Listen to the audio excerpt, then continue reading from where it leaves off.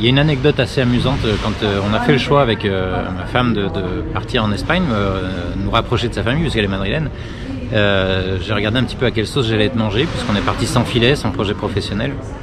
Et donc je me suis mis sur internet, je me suis dit tu es français, il va falloir que tu trouves des réseaux qui correspondent à ta caractéristique de français pour t'appuyer là-dessus. Et je suis tombé par hasard sur le petitjournal.com. À l'époque, la rédaction internationale du petitjournal.com était à Lyon où j'habitais.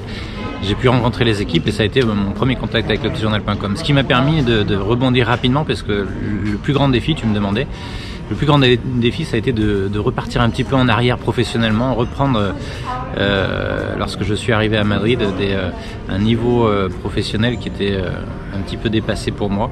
Mais heureusement, très rapidement, puisque j'avais connu le petitjournal.com, j'ai eu l'occasion de raccrocher les wagons et de reprendre cette activité quelques mois après mon arrivée à Madrid.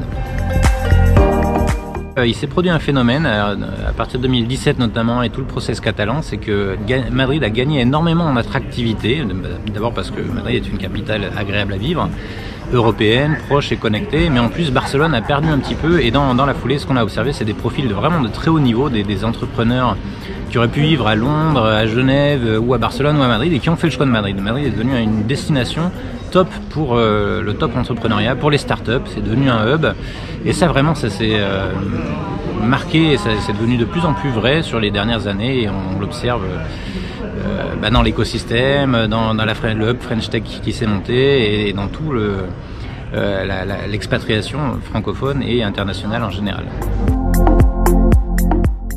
Sans aucun doute, nous on s'adapte à notre lectorat, à ses centres d'intérêt, à ses inquiétudes, à ses besoins. Et on fait des enquêtes lecteurs assez régulièrement pour connaître un petit peu le profil de nos lecteurs. Et à l'époque, le lectorat était très jeune.